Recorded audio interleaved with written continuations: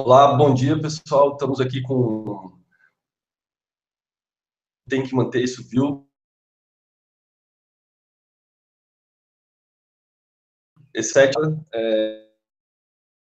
a política, pelo menos não diretamente hoje.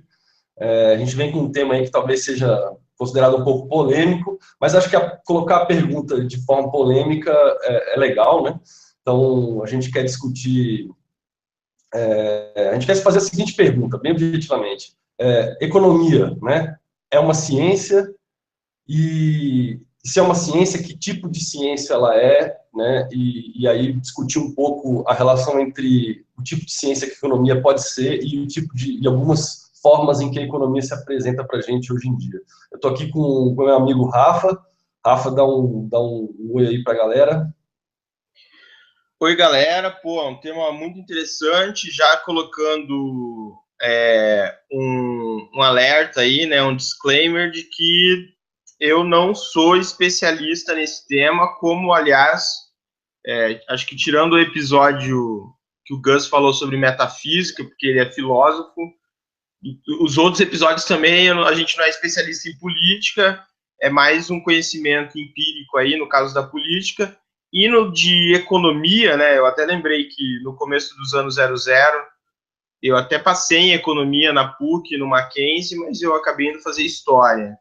Então, não sou formado em economia e também todo conhecimento que eu tenho é por empirismo ou porque, enfim, o tema me interessa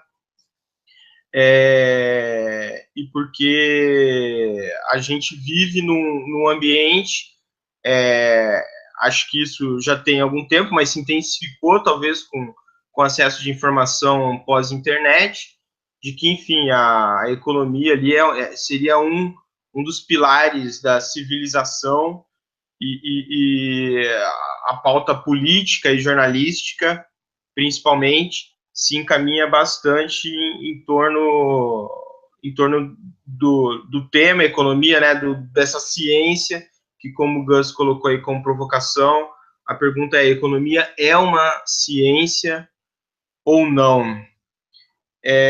Eu até, por conta desse programa, fui pesquisar sobre o Nobel de Economia e descobri algumas coisas muito interessantes que eu, na verdade, eu nem imaginava, né? Começando que, por exemplo, o Alfred Nobel, que é o cara que criou a dinamite, né? Ele é muito lembrado por isso, e que criou, obviamente, o prêmio Nobel, porque ele ficou rico vendendo dinamite e deixou a fortuna dele para criar o prêmio Nobel, aí, a Fundação Nobel. E ele, quando ele criou, antes de morrer, essa fundação, ele colocou as matérias que ele queria premiar ao longo dos anos, a partir dessa iniciativa aí da Fundação Nobel. E, enfim, aí ele tem o Prêmio Nobel de Física, o Prêmio Nobel de Medicina, tal. Até dizem que ele não criou o Nobel de Matemática, porque na época tinha um matemático chifrando ele com a mulher dele, e parece que isso causou enfim, ele tinha raiva dos matemáticos por conta disso e não criou o Nobel de Matemática. Mas eu fui pesquisar, porra, mas por que ele criou de economia? Ele era um interessado em economia? E na verdade não, o Nobel de Economia, ele foi criado em 68, né, muito tempo depois que o Nobel morreu, e porque nesse ano o Banco do Brasil, lá da Suécia, né, que é enfim, o Banco Nacional da Suécia, estava fazendo 300 anos e para comemorar conseguiram convencer a Fundação Nobel a criar o prêmio de economia e, claro, em troca de alguma grana também que o Banco Nacional lá da Suécia, o Banco Nacional sueco, colocou na fundação para poder bancar esse prêmio, né? E, enfim, depois eu vou dar mais alguns detalhes ali, mas só para dizer que a primeira curiosidade é que o Nobel de Economia não foi criado pelo Alfred Nobel, ele é bem mais recente, do final dos anos 60, enfim, ele não existia antes disso, talvez acho que é o único caso de Nobel pós-morte do Nobel, né, o Alfred Nobel, e diz até que a família dele foi muito contra isso, porque de alguma forma eles viam que traía o Alfred Nobel, porque o Alfred Nobel teria criado mesmo, então eles até chegaram a tentar tirar o nome Nobel desse prêmio, mas enfim, com o passar dos anos acabou ficando. Mas é isso, é a primeira curiosidade aí que eu trago para o nosso programa. Pô, isso é bem interessante, na verdade, porque justamente, né, parece que, assim, em primeiro lugar, né, acho que é importante dizer que não é que a gente está disputando aqui, é evidente que a nossa resposta para a pergunta não vai ser, não, economia não é uma ciência, economia é pseudociência. Mas, cara, é sintomático do tipo de enquadramento que a economia passou a, eu não sei se a querer ter enquanto, sei lá, enquanto grupo, enquanto corporação, é difícil saber se isso é um movimento interno dos próprios economistas ou se isso é uma coisa que veio de fora.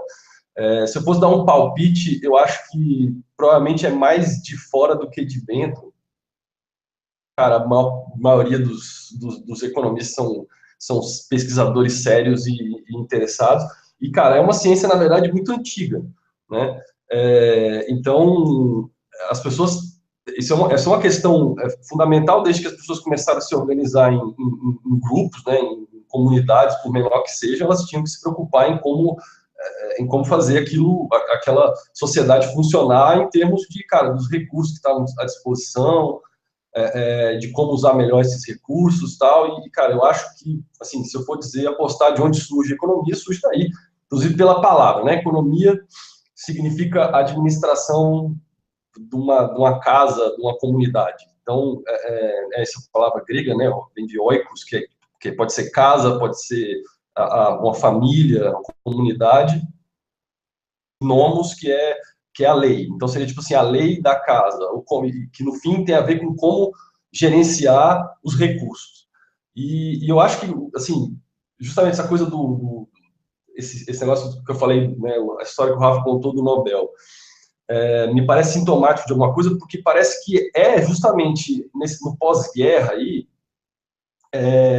que tem uma espécie de avanço, né, sei lá, tem um avanço, uma certa prosperidade econômica do mundo ocidental, também uma espécie de impressão de que o capitalismo deu certo, porque rapidamente, né, o mundo ficou polarizado entre a União Soviética, num sistema diferente, né, dito diferente, o comunismo e o capitalismo do Ocidente, e o Ocidente se desenvolveu para burro, né, ou mesmo lá no Oriente, o Japão teve um puta salto aí de evolução socioeconômica, e isso começou a dar a impressão para as pessoas que, cara, parece que agora a gente está no rumo certo aqui, e isso tem a ver com o crescimento econômico que aconteceu nessa época, principalmente no Ocidente.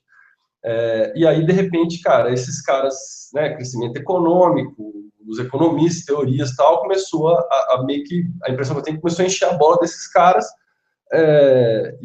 enfim, só que também logo depois começaram a vir algumas dificuldades, teve crise de petróleo, teve uma série de coisas que falam, não, a gente estava aqui nessa nossa escalada de crescimento vertiginoso, o que está acontecendo? Não, precisamos ter umas teorias aqui para saber o que está rolando e como evitar isso, e aí esses caras começaram a ganhar um papel central, porque a prosperidade da humanidade dependia, né, da gente conseguir garantir continuamente crescentes para que, enfim, a civilização pudesse avançar, né? Então, algo nesse lugar aí, e é interessante isso, porque os anos 60, final dos anos 60 é auge, né, dessa coisa toda, de repente, cara, vamos enfiar a economia lá no Prêmio Nobel para poder, porque isso, na verdade, é uma coisa importantíssima para a nossa civilização ocidental. Eu acho que, sei lá, se eu fosse apostar, eu contaria essa história, né? Não sei o que você acha aí, não.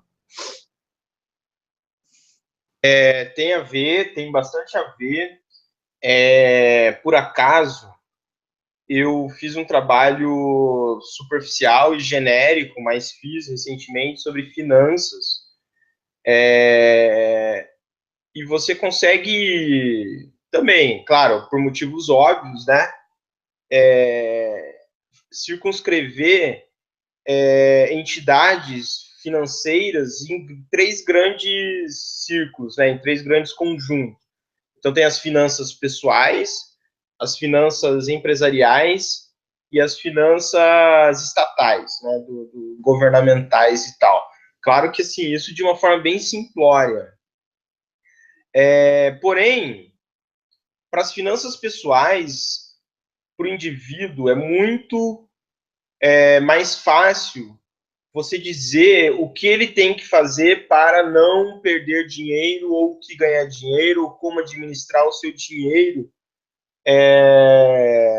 Porque, enfim, não um indivíduo sozinho gerir as finanças dele é bem menos complexo do que as empresas. Porém, as estatais, obviamente, elas são as mais complexas. E para os indivíduos e para as empresas, é onde você tem as teorias financeiras mais estáveis, ou seja, para você não perder muito dinheiro, você tem que fazer tal coisa, entendeu? Por quê? Porque ou elas são muito óbvias, principalmente no caso do indivíduo, você não pode gastar mais do que você ganha, ou no caso das empresas, você consegue perceber algum padrão de boa governança, ou sei lá, digamos, o Google, a Amazon, o Facebook, a Microsoft, o Netflix, né, a Netflix, não sei. Essas grandes empresas, elas não reinventam as rodas financeiras, né? Porém, e aí é onde eu queria chegar, as finanças estatais, não existe um modelo estável do que deve ser feito para, enfim, ter sempre uma saúde financeira controlada, enfim. Enfim, as teorias econômicas para os estados, elas ainda não são estáveis.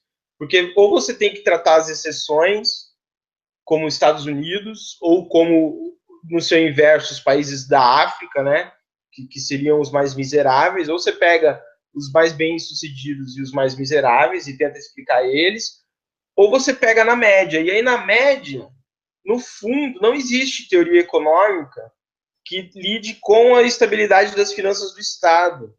Por quê? Porque elas são sempre abaladas e suscetíveis a grandes eventos, né? Então, o que acontece? Para ser bem recente, para não precisar ir mais longe, né? Até porque o século XX, enfim, e o XXI tende a isso também, é o século mais intenso em relação a toda a história da humanidade, em todos os aspectos, científico, financeiro, né, e tudo mais. Então você pega a crise de 29, aí, porra, o que acontece? Deu merda. O que a gente faz? Que aí vem o keynesianismo, né, e fala, tem que fazer assim. Aí faz o que o Keynes falou. Aí o tempo vai passando, tal, aí chega o quê? A crise do petróleo. Puta, ó, a crise do petróleo aconteceu por quê? Putz, enfim, muita manipulação estatal, ou muita ingerência estatal, ou muito não sei daquilo. Enfim, sempre há uma desculpa. E aí, na sequência, esses grandes eventos se propõem uma nova teoria do que deve ser feito. Então, a partir da crise do petróleo, começou uma certa desregulamentação de algumas questões financeiras, principalmente a partir do Reagan e, na Inglaterra, da Thatcher, de caminhos mais liberais, que culminou com a bolha.com, né?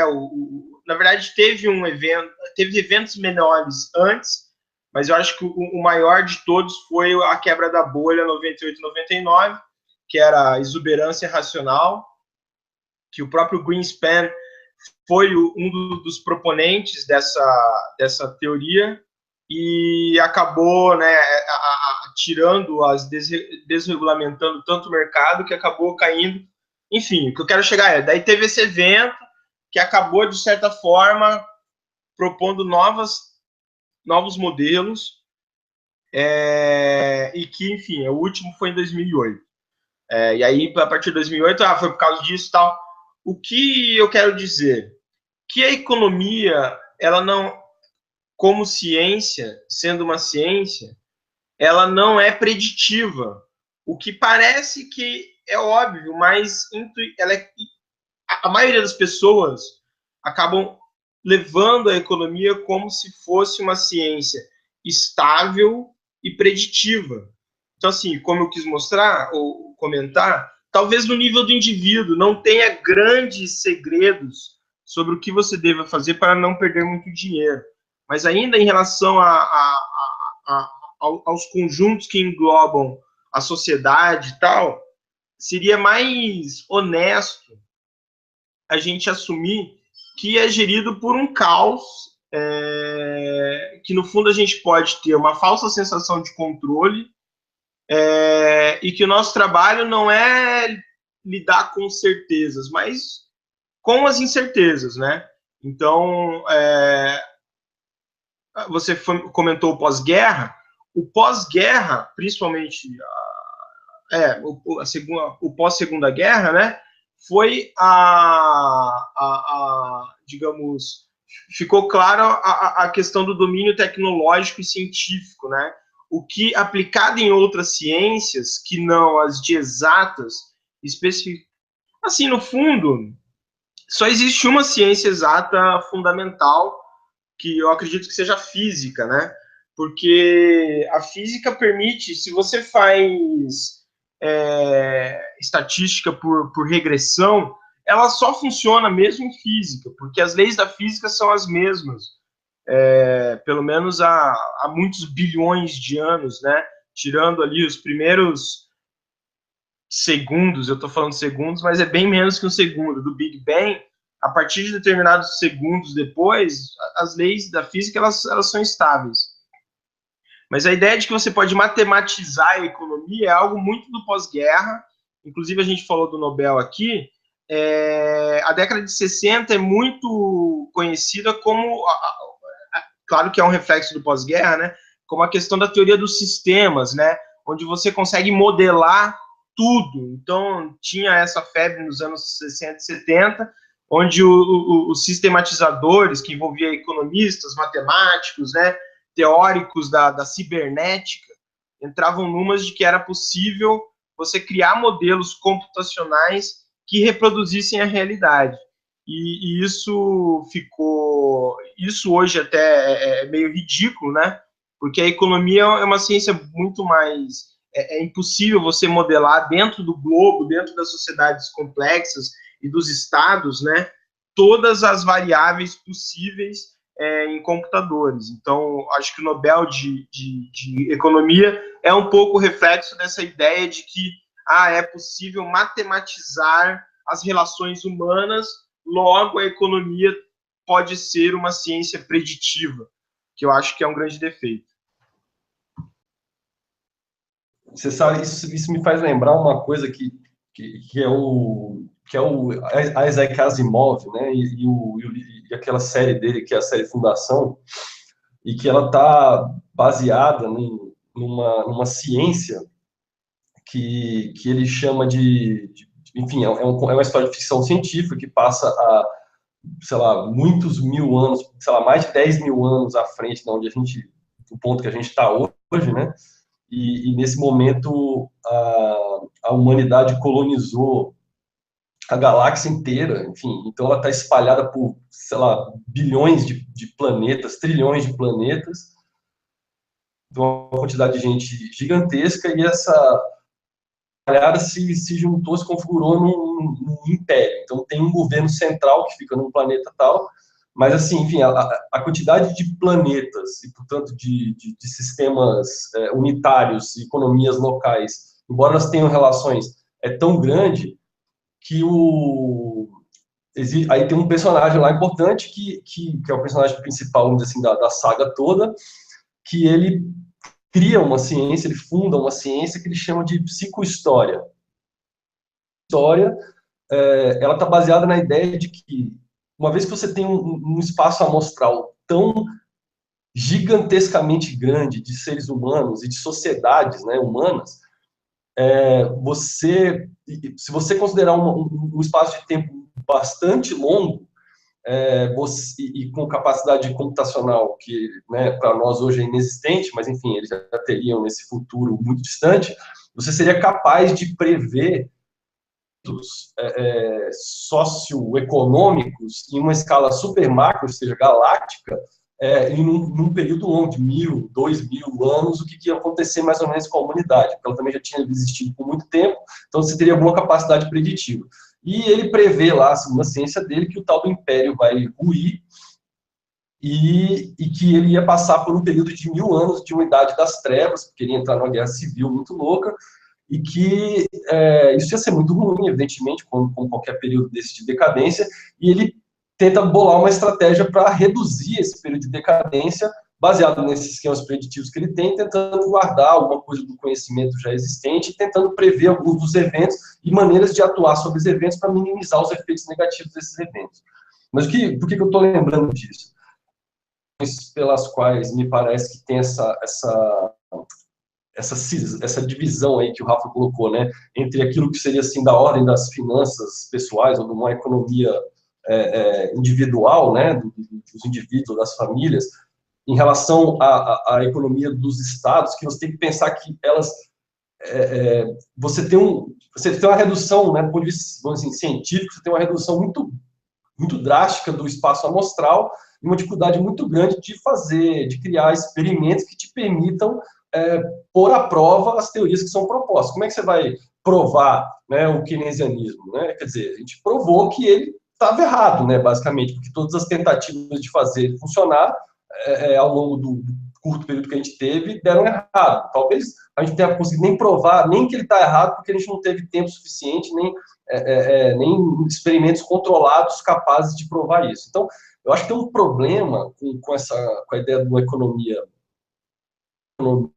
mundial, que, em primeiro lugar, os sistemas que você considera que poderiam, onde isso seria aplicável, que seriam os estados, né, ou as empresas estatais, etc., são sistemas que não são passíveis de um isolamento perfeito. Você não tem como criar aqui no lugar, você tem os sistemas de controle, você vou pegar esses países aqui e vou deixar eles lá se fudendo na própria sorte, vai ser meu grupo de controle. Enquanto esses outros países aqui, eu vou bolar um experimento que vai durar tanto tempo, não sei se vai dar certo, mas vai ser um experimento. E ninguém pode saber que está rolando isso é outra coisa, né? Afinal de contas, eu tenho que ter um operador maluco, supra-estatal, escondido, que está rolando o experimento, para falar, cara, isso não vai funcionar. Então, tem um problema, assim, segundo o método científico que a gente conhece e que a gente reconhece como sendo válido, uma impossibilidade de você testar as teorias que estão sendo propostas. E logo, cara, isso deveria significar que a gente não pode acreditar que essas coisas têm capacidade preditiva. É o que acontece. E aí eu acho que o Rafa chamou um negócio muito importante, que é essa ideia, né, essa ilusão da possibilidade de sistematizar tudo através de modelos matemáticos. Que para várias ciências, assim, isso não chega a ser um problema. Por exemplo, todas as engenharias, elas trabalham com a ideia de modelo, né? E você constrói modelos matemáticos, mas você estuda todo um procedimento para falar, cara, um modelo matemático de qualquer coisa é uma ficção. Você propôs, você construiu uma ideia, usando uma linguagem, que é a linguagem matemática, e diz, olha, isso pode funcionar assim. A segunda etapa, imediatamente seguinte à proposição de um modelo, é testar o modelo na realidade, construir protótipos, testar o modelo e ver em que medida ele adere à realidade e em que medida ele se afasta. Vai ter situações em que a aderência é boa e os pontos de afastamento não são tão sérios ou tão impactantes em relação à finalidade para a qual você está construindo aquilo. De modo que você pode, usando o seu modelo, sempre sabendo que ele é uma ficção, mas sabendo que ele dá resultados que, na maior parte dos casos, ou em casos controlados segundo SS variáveis, dão certo. O problema é o salto de você, a partir do momento que você criou o modelo, achar que ele reflete a realidade imediatamente só porque o modelo é bem feito. O modelo é matematicamente sólido e você transpor isso como algo imediatamente válido. É uma espécie de idealismo maluco que você supõe que a racionalidade do modelo, ou algo do tipo, a realidade tem que ser algo compatível com a racionalidade. Portanto, se eu fizer um modelo do ponto de vista matemático, ele tem que corresponder à realidade. E eu acho que é aí que está da relação da expectativa preditiva em relação à ciência econômica. Perfeito. E, na verdade, até quando a gente fala, acho que você falou matemática como linguagem, isso é algo que não é muito difundido, né? Que, na verdade, a matemática é uma linguagem de lógica e que, claro, hoje em dia é bastante complexa e sofisticada, né? Mas que ela só é uma ciência exata em si mesma, né? No sentido que, por exemplo, você falou de engenharia ou mesmo física, é justamente usar a linguagem matemática para criar modelos que se encaixam ou não na realidade, né? Então, assim, a física, no caso, por exemplo, a física newtoniana, por tratar de coisas bastante macro, né? Ela é digamos, uma aproximação fidedigna, né? Digamos, você consegue ignorar ou não precisar tratar diversas variáveis e ainda assim ela vai funcionar, porque no geral, enfim, a gente está falando de grandes corpos, né, em torno ali, mas não que ela não seja precisa, mas ela não exige determinado nível de precisão. E já a física quântica, por exemplo, a precisão dela é de várias casas decimais depois da vírgula, né? E toda a teoria quântica ela é bastante precisa. Na verdade, é a teoria humana, a teoria já criada pelos homens, mais testada e mais precisa de todos os tempos, porque o erro dela, né, está muito depois de várias casas decimais, então na prática ele é insignificante. Só que para o leigo, né, para o homem comum que habita o universo do senso comum, todos nós, né, claro, né, são muitas poucas pessoas que têm a noção total das ciências exatas, né, e suas aplicações, principalmente dentro de teorias econômicas. A gente acaba atribuindo, por desconhecimento ou ingenuidade, acho que talvez seja muito mais ingenuidade, autoridade à linguagem matemática, porque ou a gente não entende, ou a gente, enfim, atribui essa autoridade, né? Então, eu vou falar algumas coisas rapidamente para não demorar muito, mas, por exemplo, um dos grandes expoentes teóricos do liberalismo, digamos, o liberalismo mais selvagem, né?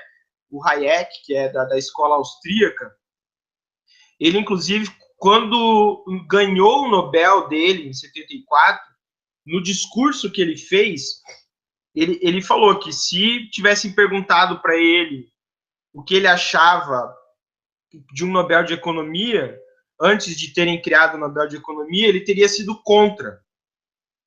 Porque ele diz que um Nobel, ele dá, um Nobel de Economia confere a um indivíduo ou aos indivíduos uma autoridade que ninguém em economia deveria ter. E que isso não pode ser confundido com um Nobel em ciências naturais, porque, na verdade, o cara em ciências naturais, e isso ele não diz, né? Eu estou dizendo, porque é meio que óbvio, ele revela um aspecto da realidade, né? Principalmente o Nobel de Medicina, o Nobel de Biologia, o Nobel de Química, o Nobel de Física, né? O cara não está criando enfim, algo que não tenha um reflexo físico daquilo, né? E ele fala que esse tipo de autoridade e influência exercida por um indivíduo e colocando ele como um perito, né, um expert, acaba muitas vezes ultrapassando a própria competência dele para aquilo, para a teoria ou para o prêmio que ele recebeu. E eu acho que o principal que ele coloca é que essa influência acaba sendo prejudicial, principalmente nos leigos, né, no layman, que ele coloca, né, nos que não são especialistas, como os políticos, os jornalistas e o público em geral. Então, a verdade, enfim, você vê, um dos caras que ganhou o Nobel é um dos expoentes do liberalismo mais mais poderoso, né, que é o da escola austríaca, que é o liberalismo quase total. Ele mesmo falou que é errado atribuir ao indivíduo esse tipo de autoridade que em economia ninguém deveria ter. E ele até cita políticos e jornalistas que acabam sendo, sim, os mais influenciáveis, né? Então, não é incomum em matérias jornalísticas você ver a opinião do analista, a opinião do especialista, né? E eu até sobre isso, eu não gosto muito de chegar aqui no programa e ler algumas coisas, mas assim, é irresistível em alguns casos. Eu acho que no último programa eu já li um trecho de alguma coisa, mas esse aqui eu vou ter que ler também. E é um texto do Carlos Orsi, que é um jornalista de divulgação científica, bastante cético e crítico, assim. Então eu acho que ele é uma referência para mim em não engolir qualquer coisa, né, e não aceitar qualquer coisa, e ele tem um modelo mental, eu digo assim, bastante adequado para esse tipo de coisa. E ele fala aqui, né, sobre justamente essa questão de consultoria financeira, né? Então ele fala, a verdade é que quando se compara o mundo das altas finanças a um cassino, a metáfora está muito mais próxima da realidade do que o mito de um mercado regido por decisões racionais de agentes ideais bem informados. Sempre que risco e incerteza entram em jogo, a superstição nunca está muito longe. Falando especificamente de consultoria financeira e administração de investimentos, sempre que se busque além do óbvio ditado pelo bom senso, torna-se virtualmente impossível distinguir competência de simples sorte ou venalidade, como em casos em que a posse de informação privilegiada cria uma vantagem real para alguém. A longa lista de megas gurus das finanças caídos em desgraça é, de certa forma, uma lista de apostadores que acabaram alcançados pela lei das probabilidades. Nesse tipo de cenário, apelar para os astros pode ser tão racional ou irracional quanto dar ouvidos ao seu consultor 5 estrelas. Artigo publicado em 2003 no Journal of Finance, de autoria de pesquisadores da Universidade de Oxford, aponta que os conselhos de consultores sobre a seleção de fundos para investir são, no geral, inúteis ou levemente prejudiciais. Não, e abre aspas, né? Não encontramos evidências de que os produtos recomendados superam, de modo significativo, outros produtos. Determinamos que o retorno médio dos produtos recomendados é, na verdade, 1% inferior ao de outros produtos. E ele fala que astrólogos dificilmente se sairiam pior. E outro trabalho, publicado em 2008, no mesmo período, mostra que as performances de gestores de fundos recém-contratados, porque vinham se saindo muito bem no emprego anterior, e recém-demitidos, porque estavam indo muito mal, são estatisticamente equivalentes no longo prazo. Mais uma vez, indicando que sorte, não competência, é o fator preponderante. Então, tenho isso um pouco de achar que o analista, né, o cara de economia, ele tem uma autoridade para falar, mas como a maioria dos estudos, inclusive de economia, estudos sérios, acadêmicos, né, mostram que não existe capacidade preditiva num conhecimento genérico e teórico que você pode ter sobre algo tão complexo como a economia, né? Por fim, dentro dessa ideia de sistematização que a gente estava falando, existe assim, dentro das teorias, né, computacionais, ou mesmo de modelagem biológica, tem a teoria dos autômatos, né, os automatas também chamados, que são pequenos, seriam, né, a descrição de pequenos organismos que, com pequenas variações, eles conseguem reproduzir grandes organismos complexos e tal, né? E isso já se viu que funciona, mas não para tudo. Então, o que eu quero dizer? Que existe essa ilusão, como a gente já comentou, de que você conseguiria, por exemplo, no caso do indivíduo, sistematizar as relações econômicas dele, entre ele com outros indivíduos, entre grupos de indivíduos, entre esses indivíduos e grupos de indivíduos, na sociedade e tudo mais, e a economia seria, entre aspas, simplesmente, né, a soma da repercussão, ou a soma, né, desses pequenos, a economia seria a repercussão dessas pequenas interações. Mas, na verdade,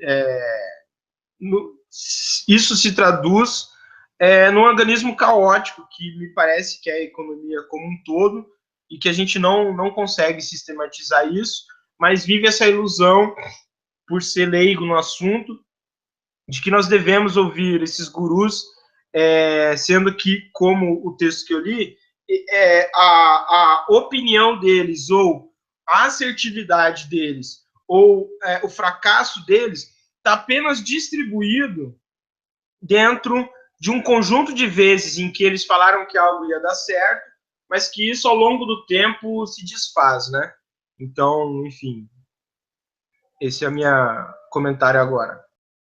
Eu acho que, na verdade, isso tudo, quer dizer, tá caminhando, primeira coisa, você mencionou, né, astrologia, tem um outro texto que a gente conhece aí, já saiu faz algum tempo, naquela revista Ion, né, em que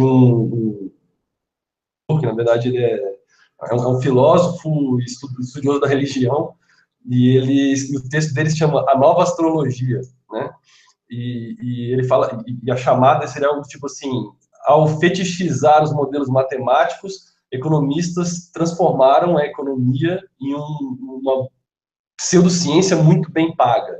E aí ele vai discorrer sobre como curiosamente, essa economia matematizante, financista, principalmente mais recentemente, né, a gente está falando dos economistas históricos e tal, como isso se aproxima de uma certa astrologia científica, vamos falar assim, que era praticada no Império Chinês, cara, há anos atrás, e tinha essa tentativa de tentar correlacionar matematicamente, com uma matemática bastante avançada, eventos astronômicos com a realidade local do Império Chinês aqui na Terra, e tentando prever eventos a partir do que acontecia com os astros. E aí esses caras propunham modelos, propunham teorias e tal, e tentavam prever as coisas, e, claro, com um nível de acerto muito próximo do que acontece com a economia, porque havia os mesmos problemas que a gente apontou aqui, da capacidade preditiva, de correlação que eles estavam fazendo entre uma astronomia matemática e os eventos da realidade social e econômica deles, evidentemente não tinha essa relação, por mais sofisticados e avançados e complexos que fossem os modelos matemáticos dele, né? Então, acho que uma coisa assim que a gente conseguiu, sei lá, tentou mostrar aqui nessa primeira parte, vamos falar assim, em que tipo de ciência, então, que a economia não é, né? Ela não é uma ciência como a física, que consegue criar uma aderência forte, quer dizer, consegue propor modelos matemáticos robustos e provar a aderência deles com a realidade. Bom, mas se ela não é isso, né? Aí a gente vai falar, então ela não é ciência, né? Tipo, ela é uma pseudociência. Inclusive, nem é isso que o cara do texto que eu citei, depois a gente dá a referência direitinho, nem é isso que ele está falando, né? Ele está falando o seguinte, que se você pensar uma economia baseada em modelos matemáticos que se querem colocar como preditivos da realidade, isso se aplica principalmente para mercados financeiros, né? Tem uma galera que tem matemáticos que são contratados por consultorias de mercado financeiro para tentar analisar como é que se comportaram as ações nas bolsas de valores e propor modelos para tentar dizer o que vai acontecer no mercado amanhã, se vai crescer, se vai descer, se a taxa de juros vai subir ou vai cair. Esse tipo de atividade, é isso que esse cara está falando, isso é pseudociência. Agora, que tipo de ciência que a economia pode ser? Isso é uma coisa que a gente estava até conversando, eu e o Rafa, antes de começar o programa. e eu acho que a gente concorda com isso, que, na verdade, a economia é uma ciência social. Isso significa que, na verdade, ela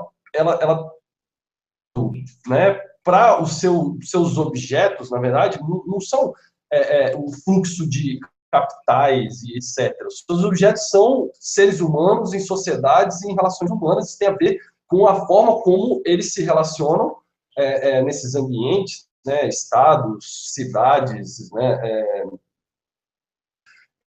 e ela pode ser, e tem historicamente, né, a gente viu grandes economistas, né, principalmente a partir do século XIX, ou até antes, né, analisando, né, a história da humanidade e a partir dessa análise percebendo como se desenrolavam as relações econômicas do ponto de vista histórico, ou seja, olhando para o passado.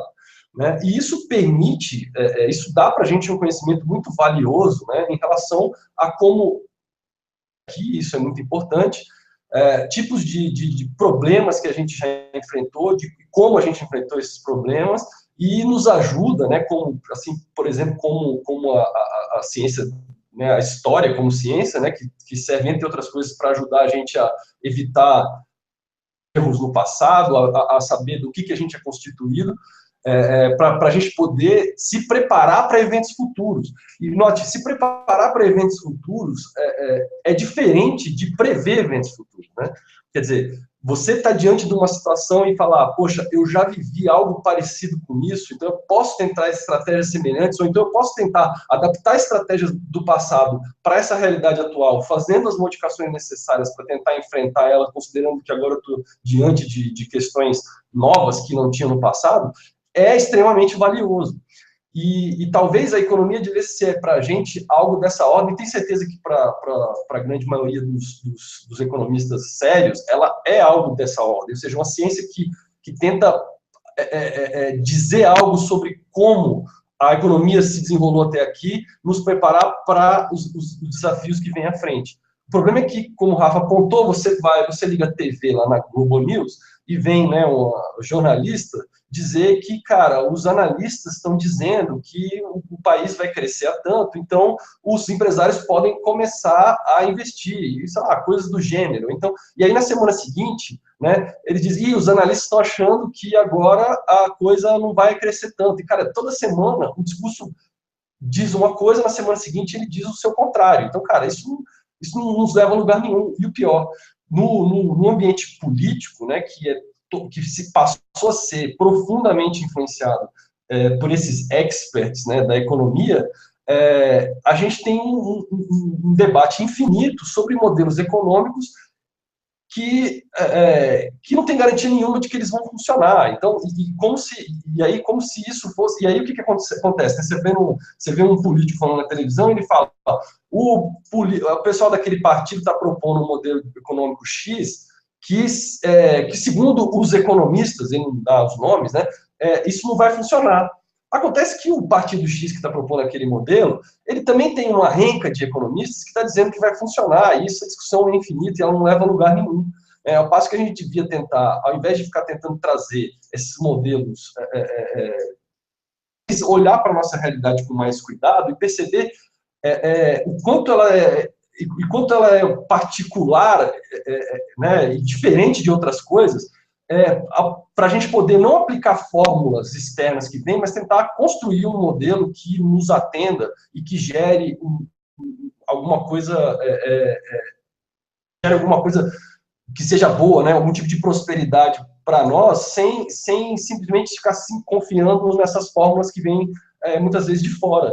E que, cara, se você for olhar assim de maneira rigorosa, o modelo que a gente tem hoje disponíveis aí na discussão política atual aqui no Brasil, ambos, né, são dois e ambos já foram testados de alguma maneira e ambos já deram errado de alguma maneira. Claro que, vamos dizer, eles não foram testados da maneira exata como estavam propostas e por isso que deu errado. Cara, mas o que a gente pode extrair, de repente, da mescla dos dois, ou tentar propor alguma coisa um pouco diferente disso? O que vamos dizer assim, a história e o que os movimentos em outras áreas, né, como, né, como desenvolvimento tecnológico, as coisas estão mostrando para a gente o que vai acontecer no futuro, para a gente poder se preparar para o futuro, ao invés de tentar aplicar fórmulas do passado que vêm de outros países com outras realidades. E acho que algo óbvio é que você não vai, da perspectiva econômica, você não vai poder dizer exatamente quando uma crise vai acontecer, porém, a gente pode saber que uma crise vai acontecer, eventualmente, em algum momento econômico. O que talvez, por exemplo, né, a gente viu essa crise de 2008, dos subprimes e tal.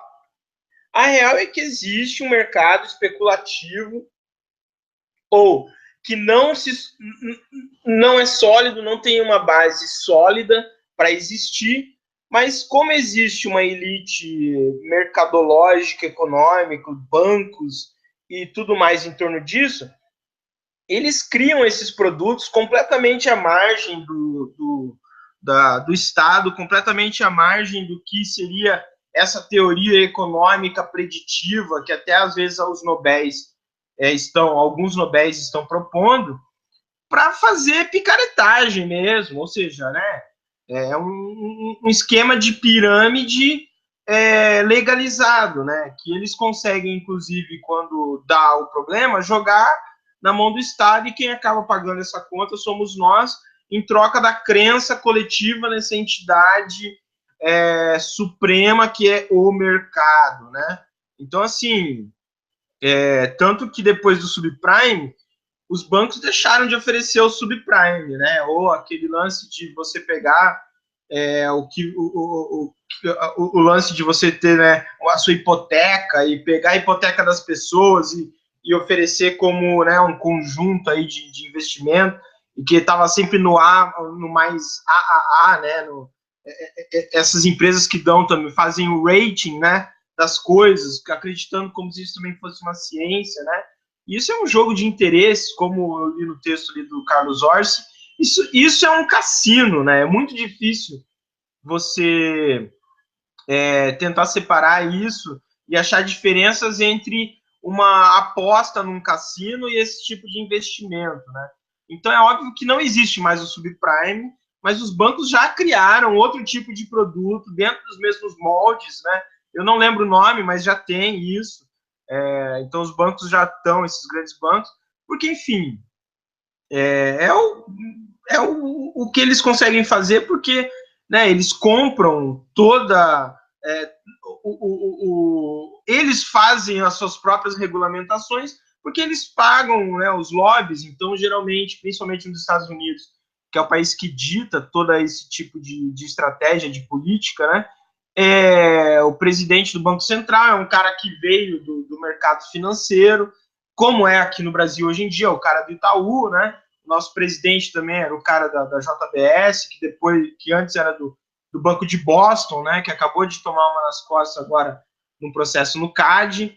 No CAD não, no COAF, não, CARF, né? Que é o da Receita Federal. Enfim.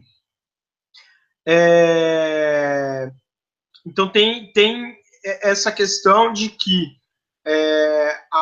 a gente não consegue usar a teoria econômica para predizer quando as crises vêm, mas geralmente elas vêm por causa de alguma merda do mercado financeiro que foi desregulamentado, provavelmente foi desregulamentado por algum motivo, por alguma justificativa liberal de que o mercado se regula sozinho, que inclusive é uma falácia, né? Porque se você perguntar para os conservadores, isso eu li num texto que eu te passei também, para os conservadores, quem acredita em evolução, muitos conservadores vão dizer que não acreditam em evolução.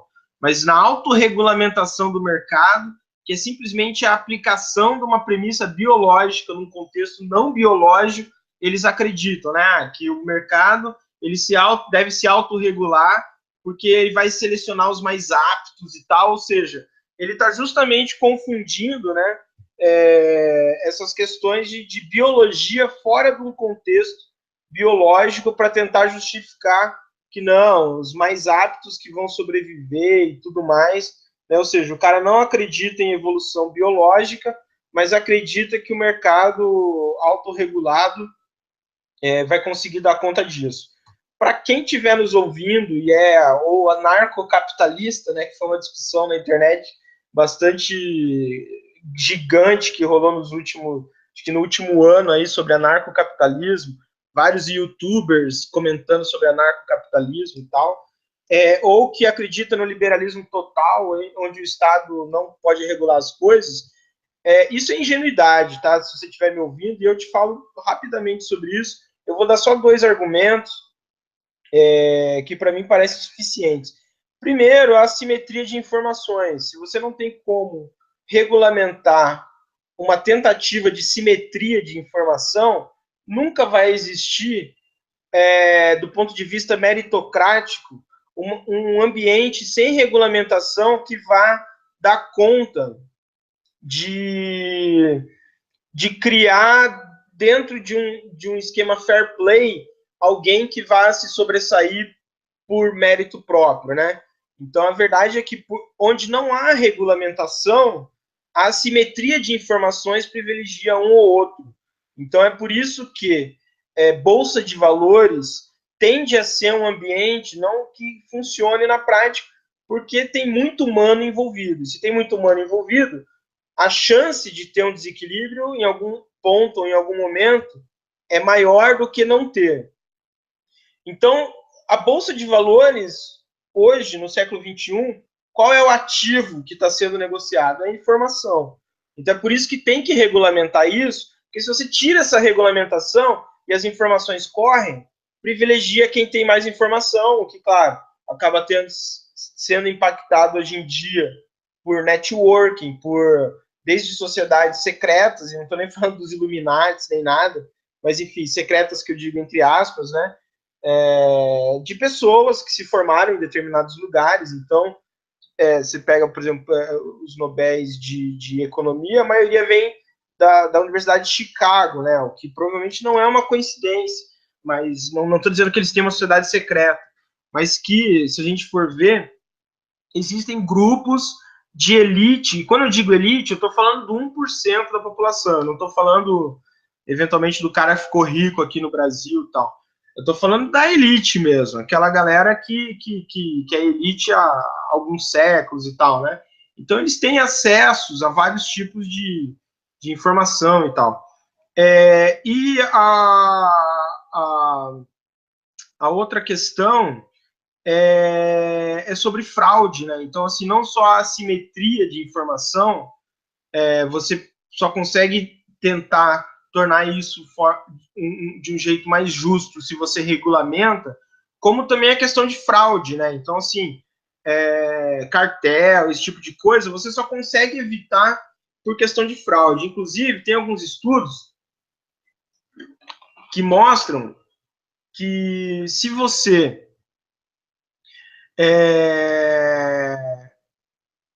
coloca um conjunto de pessoas dentro de no mesmo nível de oportunidade, ou seja, você dá a mesma quantidade de dinheiro para eles e tenta manter as regras iguais para todo mundo, ao longo do tempo, independente de oportunidade, de justiça para todos, quantidade de dinheiro igual para todos, vai se sobressair um grupo com mais dinheiro. E nesses ambientes controlados tem a ver com sorte, ou seja, mesmo num mercado, digamos, dentro de um ambiente controlado, onde você tenta implementar esse fair play mercadológico, vai ter um grupo que vai se sobressair, e a explicação para isso é que eles tiveram mais sorte. Porque dentro da quantidade de interações que um vão ter com o outro ao longo do tempo, há alguma probabilidade de alguém ser beneficiado mais do que o outro, nem por perícia, por sorte. Então, se você, num ambiente não controlado, não conseguir regulamentar, impor regulamentações que tentem combater a assimetria de informações e a fraude, não só por sorte, mas principalmente por conchavo, né? Enfim, pelos defeitos do ser humano, né? É uma ingenuidade achar que dentro de um mercado não regulado, o que tem mais dinheiro ou que tem maior parcela no mercado é por conta de mérito, né? Não acredito que seja isso. Se não for por sorte, que também é difícil de acreditar, mas eventualmente pode ser, é porque o cara, enfim, está usando de algum método que, por não ter regulamentação, ele, enfim, usou desse expediente para tirar vantagem. E aí, assim, né, aproveitando esse gancho da regulamentação e tal, eu acredito que sim, talvez em alguns lugares, do ponto de vista econômico, né, o Estado tem muita influência e consegue ter algum projeto que influencia a economia, mas nunca é de curto prazo. Então, assim, considerando, eu até, assim, a gente falou que muitas vezes o mercado, né, e a bolsa de valores é um cassino. Eu quero dizer mais, assim, eu quero dizer que no curto prazo toda a economia é um cassino, no curto prazo, entendeu? Então, por exemplo, o Temer, o Janot vai fazer uma nova denúncia contra o Temer, aí o mercado cai, né? Aí, vamos vender a Telebrás. Porra, de um dia para o outro, só porque disseram que ia vender a Telebrás, porra, as ações da Telebrás dispararam. Isso é um cassino, entendeu? No curto prazo, isso é um cassino. Tanto que tem uma frase de um investidor famoso de Wall Street, chamado Benjamin Graham, que ele disse, tradução minha, né? No curto prazo, o mercado é uma urna de votação, mas no longo prazo ele é uma balança. Então, assim, aqui uma urna de votação ou uma casa de apostas, né?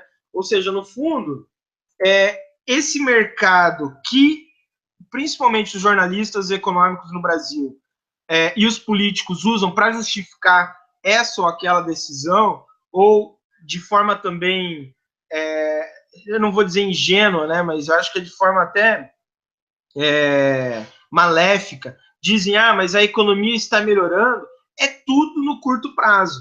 Por quê? Porque eles estão pegando, né, tem uma área da economia que econometrics, né, que são as econométricas, que são as métricas que você adota para justificar isso ou aquilo na economia, né, para medir a economia.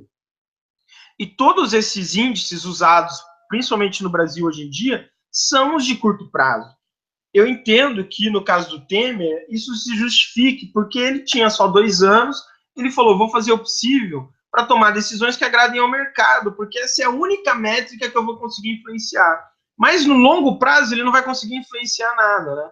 Então, assim, eu acho que é um problema nosso que a gente não consegue explicar pro povo o seguinte: esse mercado que sobe ou desce com essas decisões corriqueiras, conjecturais, conjunturais, desculpa, com essas decisões conjunturais, né, casuísticas, né, completamente fora de planos para médio e longo prazo, é aquele cara que está apostando na Bolsa de Valores, que de um dia para o outro ele está tirando dinheiro, entendeu? É aquele cara que não pensa mais do que 3 meses à frente. É esse índice que a gente está usando para tomar decisões sobre a nossa saúde financeira, né? Então, finalizando aqui, acho que esse trecho que eu estou falando demais, um dos problemas da economia como ciência social, que é a proposta que você colocou, inclusive, coincidentemente, curiosamente, a partir dos anos 90, o prêmio Nobel começou a ser dado para mais cientistas sociais, ou mesmo para psicólogos, né? Porque foi ficando um pouco evidente que esse apelo ao matematicismo da questão não se traduz em paradas concretas dentro da ciência econômica, né? Tanto que o que eu mais curto de Nobel de economia é o Daniel Kahneman, que é um israelense, ganhou em 2002, e ele é psicólogo, e era justamente usando, né, ele fez uma conexão entre as pesquisas dele de psicologia com a economia, para mostrar algumas questões sobre o julgamento humano e decisão, né? Ele mostra como as decisões que parecem ser racionais são fortemente influenciadas por vieses cognitivos ou a nossa incapacidade, principalmente, de lidar com probabilidade. Então, um dos defeitos da psicologia como ciência social é de usar metáforas e analogias como se fossem coisas concretas. Eu vi no Jornal Nacional esses dias, para explicar que o PIB cresceu 0,2%, aí eles começam falando, a economia de um país é como um prédio, que precisa ter bases sólidas para se sustentar. Cara, na boa, meu. Ou seja, eles estão aplicando gravidade para tentar explicar alguma coisa. Então, assim, quando você pega uma metáfora, né? Então você diz, meu amor, você é uma flor. E aí você rega a sua mulher, né? Você, porra, é uma flor. Não. Ou seja, é muito fácil, dada a distância entre a noção do que é economia para o homem leigo, né? Que o homem leigo abrace metáforas e analogias como se fossem coisas concretas, o que, de um ponto de vista de modelo, é o que a gente estava falando, é completamente absurdo, né? Então, acho que isso é um defeito também da economia como ciência social, onde ele prega metáforas como se fossem verdades, né? Como se fossem modelos funcionais. Isso é legal você falar isso, porque, na verdade, isso é um problema que acho que afeta... assim, seria um problema que afetaria todas as ciências sociais, não só a economia, que é o uso inadequado das metáforas, né? Que na verdade, isso seria uma espécie de equivalente nas ciências duras de você transpor o modelo matemático para a realidade sem os testes efetivos, né? Você simplesmente assumir que uma metáfora, aí agora no âmbito das ciências sociais, acontece, né? Só porque você está transpondo algo que acontece num determinado domínio para outro, achar que isso vai se reproduzir é de uma ingenuidade sem tamanho, mas curiosamente isso porque isso pode ser muito persuasivo, né? Uma pessoa que não tá entendendo muito bem o que está acontecendo naquele âmbito, você vem com uma metáfora, essa metáfora fica imediatamente clara para aquela pessoa e você acaba convencendo aquela pessoa de que você está certo, mas na realidade não tem nenhuma relação, né, objetiva entre a metáfora e aquilo. É o caso aí do exemplo que você deu, do uso da ideia de evolução para explicar o que acontece nos mercados, como se o simples fato de existir evolução no mundo biológico fosse garantia de que isso existe em outros domínios também. Isso não tem prova nenhuma. Você pode até partir disso como hipótese e tentar construir uma teoria, mas aí você tem que provar, e aí, de novo, a gente esbarra no problema que, no caso da economia, a gente não consegue criar uma amostra e um procedimento de verificação que permita testar que seja falseável e permita também testar a validade da teoria, né? Outra coisa que você comentou que eu acho que é legal colocar, né, porque alguém poderia falar assim, quando você estava falando dos problemas ali do anarcocapitalismo, né, enfim, do certo liberalismo fair play, né, que as pessoas vão falar assim, que o meritocrata talvez vai dizer, não, esse negócio de sorte não existe, existe esforço. Né? Cara, sorte existe. A sorte é muito fácil explicar o que é sorte. Né? Sorte, na verdade, é você estar num determinado espaço de tempo que não é longo o suficiente para que as probabilidades possam se estabilizar. Né? Quando você tem uma coisa num longuíssimo prazo, né, a tendência é que as probabilidades se estabilizem, né? Então você pensa, por isso que na física isso funciona muito bem, né? A gente tem bilhões e bilhões de anos, então você consegue dizer as coisas estatisticamente mais ou menos estáveis. Acontece que com um período de tempo curto, né, você não teve o tempo suficiente para que todas as possibilidades contrárias pudessem ocorrer de modo que as probabilidades se estabilizassem. E aí esses grupos aí, né, que partindo aí da mesma quantidade de dinheiro e tal, que aparentemente partiriam de uma situação isonômica, né, no tempo de uma vida humana, ativa economicamente, não é o tempo suficiente para todas as possibilidades ocorrerem e neutralizar o elemento que a gente chama de sorte. Né? Então, o que acontece é que, no período curto, algumas pessoas vão cair do lado bom do resultado, digamos assim, econômico, outras vão cair do lado mal, e isso não vai estar equilibrado ainda.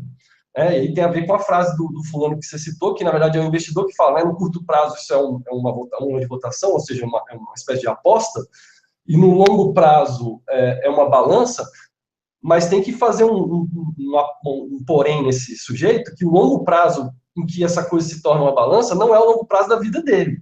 É o longo prazo, cara, talvez de centenas, milhares de anos, e que isso não vai acontecer no nosso tempo. Então, estou resgatando esses elementos para falar algo do tipo, cara, essa ideia, né, postar, pensando assim, pô, e aí, o que a gente faz, né, diante disso, né?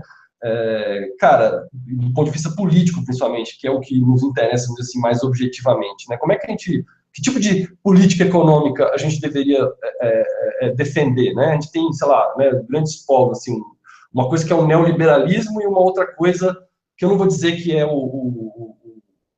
que no Brasil, né? No Brasil a gente tem uma oposição entre uma espécie de neoliberalismo à brasileira, que beneficia, que é uma desregulamentação curiosamente enviesada para defender interesses de certos grupos, versus um negócio que o pessoal chama de nacional desenvolvimentismo, que é um tipo de intervenção estatal que também visa defender certos outros interesses de algo que eles consideram que é mais interessante. Então, eu acho que os dois casos têm problemas.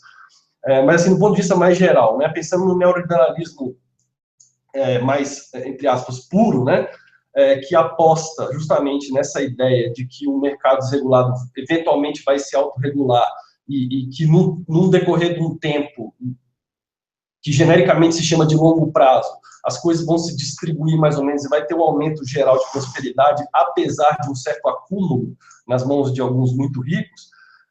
Eu acho que o oposto disso é a gente pensar não cara, como... E aí, esses caras estão apostando que a economia como um todo cresce, né? Eles falam assim, a gente deixa uns caras mais fortes crescerem e eles vão puxar os mais fracos junto com ele, então vai melhorar para todo mundo. Só que, cara, isso melhora às custas de, momentaneamente, ter várias pessoas que vivem em condições muito ruins, tem um lance de uma desigualdade gigantesca e tem todo esse problema que o Rafa falou do desequilíbrio entre o acesso à informação, de modo que algumas pessoas são beneficiadas, seja por ter acesso à informação melhor, seja por subterfúgios, digamos assim, não moralmente aceitáveis, e seja por sorte, simplesmente. Ou seja, a gente precisa, eu sugeriria que a gente olhasse, né, enquanto sociedade, não para uma tentativa simplesmente de economicamente o todo, entre aspas, por mais desequilibrado que ele esteja, a qualquer custo, e talvez olhar para um outro tipo de critério que não seja necessariamente econômico. Por exemplo, um critério de justiça. Né? Se a gente tentar chegar em alguma coisa do tipo, cara, vamos focar em melhorar, em aumentar o equilíbrio, né?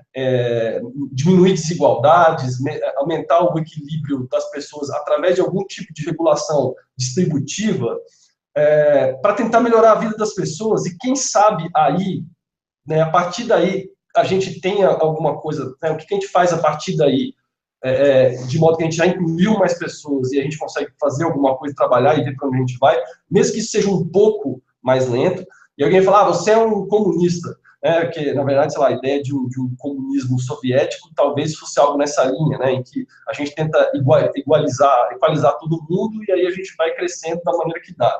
E aí você vê que, teve gente que passou fome, etc, etc. Eu acho que a gente está num momento um pouco diferente. A gente está num momento em que a gente avançou, a gente passou pelo século XX, teve um desenvolvimento tecnológico grande, a gente já tem uma capacidade produtiva gigantesca, estamos produzindo um monte de coisa inútil, tem vários setores, acho que uma parcela grande da nossa economia de consumo está baseada em itens supérfluos que estão afetando o planeta, a gente está gerando um problema para a gente no futuro, que muitas pessoas estão teimando em não olhar para ele, e talvez, cara, se a gente investisse mais em melhorar a nossa situação e pensar não necessariamente socialistamente, comunistamente, mas de alguma maneira que pelo menos a gente reduzisse as tensões sociais, talvez isso nos ajudasse a enxergar alguma coisa mais interessante para o futuro, porque essa ideia de uma aposta de que o mercado desregulado, no longo prazo, as coisas vão melhorar para todo mundo, o problema é que esse longo prazo é evidentemente muito mais longo do que a vida de uma, duas, três gerações. E, cara, não dá para a gente ações de pessoas, né, de seres humanos, para pensar que daqui a 200 anos a gente talvez, por esse caminho neoliberal, a gente esteja numa situação melhor para todo mundo. Cara, se todo mundo, daqui a 200 anos, não inclui uma galera que está aqui hoje, né? Ou não inclui ninguém que está aqui hoje. Isso, cara, não é justo. Né? Então, a gente tem que pensar que nós temos uma vida limitada e a gente tem que fazer aquilo que funciona na nossa vida e não pensar a gente... Né? Ninguém quer... Duvido que tem qualquer pessoa humana que pensa que vale a pena você produzir um sistema econômico que seja interessante para a humanidade enquanto espécie. Todo mundo aqui está preocupado com a humanidade enquanto indivíduo. Eu acho que a gente tem que pensar o melhor sistema econômico possível para beneficiar a maior parte de pessoas possível. Concordo. Acho que, assim, do que a gente conversou aqui, dá para, enfim, não vou tentar resumir, mas tentando resumir, né, que a economia é uma ciência social complexa, que quem é entendido mesmo em economia provavelmente não está dizendo que tem que ser assim ou assado, que aquele teórico tal é o melhor do que aquele outro que não é melhor, entendeu? Que provavelmente quem discute ou na internet, né, questões econômicas para eleger que tem que ser assim ou assado não é quem entende do assunto, né? Que muito do que a gente usa para se referir à economia ou mercado, na verdade, é esse cassino de curto prazo da Bolsa de Valores. Então, por exemplo, o cara da Amazon, né, o Jeff Bezos, várias vezes ele pega e ele não fala isso com todas as letras, mas já teve quem falou, por exemplo, o Elon Musk da Tesla já falou isso. Alguns acionistas estavam reclamando disso e daquilo, ele falou, cara, na boa, vende a ação e compra a ação da Ford, meu, entendeu? Vende a ação da Tesla, compra a ação da GM, entendeu? Ele fala isso, que parece ser um absurdo, né? Mas ele falou, e o cara da Amazon já falou isso, os acionistas que querem resultado de curto prazo, por favor, invistam em outras empresas, entendeu? Coisa que os nossos políticos não têm coragem de dizer para o mercado, entendeu? Então, o mercado... o procurador da República faz uma denúncia política, né? Criminal contra o presidente, o mercado cai. Tipo, beleza, meu. Investe em outro país, então. Investe na Venezuela, investe, sei lá, em algum país onde o presidente pode cometer crimes e sair impune, entendeu? Coisas que a gente não tem capacidade de dizer, até porque, vamos falar de verdade. Você falou aí que a gente está a economia do nosso país, do ponto de vista político, tudo baseado em coisas supérfluas, e é isso mesmo, entendeu? Não duvido que toda essa melhoria no PIB, insignificante em relação ao todo, seja baseada em variáveis que não são do controle do presidente ou da equipe econômica dele que está aí. Porque provavelmente a equipe econômica dele que está aí traz métricas de curto prazo que o mercado aprova, mas essas que impactam mesmo deve ser algum commodity, a gente já falou isso em outros programas, que está sendo comprado pela China, por alguém aí, e que está refletindo no total, mas que no fundo não é reflexo de uma economia que está começando a crescer, e talvez isso fique mais claro aí ao longo do tempo, né? Então, o que falta também para a estratégia dos nossos políticos é uma política aí de longo prazo, né, que consiga traçar objetivos maiores, o que também se reflete em investimentos de melhor qualidade dentro do tal do mercado, né, porque também eles têm alguma previsibilidade ali, alguma estabilidade daqui a que seja 5, 10 anos, né. Hoje a gente está brincando aí de loteria, né, todos os dias, e por fim dizer também que, porra, perdão aí para quem manja muito do tema e qualquer merda aí que eu falo por mim, né, tenha falado, mas acredito que a economia precisa mesmo ser reposicionada, caso já não esteja, mas compreendida como uma ciência social e não como uma ciência exata, porque, enfim, ela é regida, até onde se sabe, pelo caos das decisões humanas, né?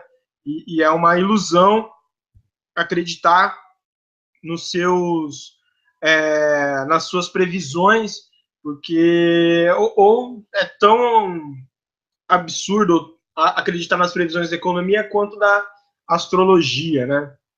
Então, era aí acho que o meu encerramento. Não sei, Gus, tem mais algum complemento aí?